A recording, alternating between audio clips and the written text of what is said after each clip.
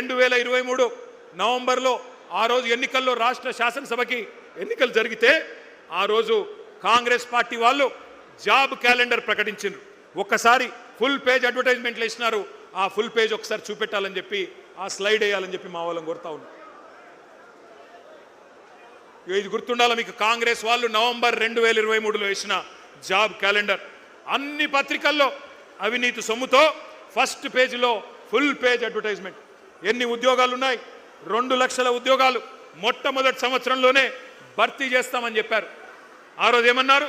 Vote కొట్టు job పట్టు అని బంపర్ ఆఫర్ ఇచ్చారు. ఏమన్నారు? ఒక్క ఏడాదిలోనే 2 లక్షల ఉద్యోగాలు, డిసెంబర్ 2024 కల్లా 2 లక్షల కొలువులు ఇస్తామని చెప్పారు. ఇవాళ జాబులు లేవు, జవాబులు లేవు, ఉద్యోగాలు లేవు, ఉలుకు లేదు, పలుకు లేదు. తెలుగు క్యాలెండర్ మారింది, ఇంగ్లీష్ క్యాలెండర్ మారింది, జాబ్ క్యాలెండర్ మాత్రం పత్తా లేదు. ఇంకా ఘోరం ఏంటంటే అసెంబ్లీ సాక్షిగా, పవిత్రమైన సభ అసెంబ్లీ అంటే, అసెంబ్లీ సాక్షిగా శాసనసభలో ఇచ్చిన జాబ్ క్యాలెండర్ కూడా ఒక చిత్తు కాగితం కింద కూడా పనిచేయడానికి ఇలా అర్హత లేదు. ఆ కాగితానికి జాబులు నింపట్లేదు. రాహుల్ గాంధీ జేబులు మాత్రం జోరుగా నింపుతున్నారు. అన్నదమ్ముల అల్మారాలు నింపుతున్నాడు రేవంత్ రెడ్డి, బినామీల బీరువాలు నింపుతున్నాడు. జాబ్ క్యాలెండర్కు మాత్రం నై, స్కామ్ క్యాలెండర్కు మాత్రం సై. ఇది కనబడుతున్న పరిస్థితి.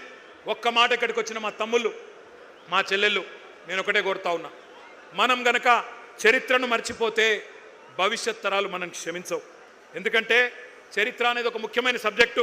తెలుసుకోకపోతే మనం కూడా గజనీలు అయిపోతాం.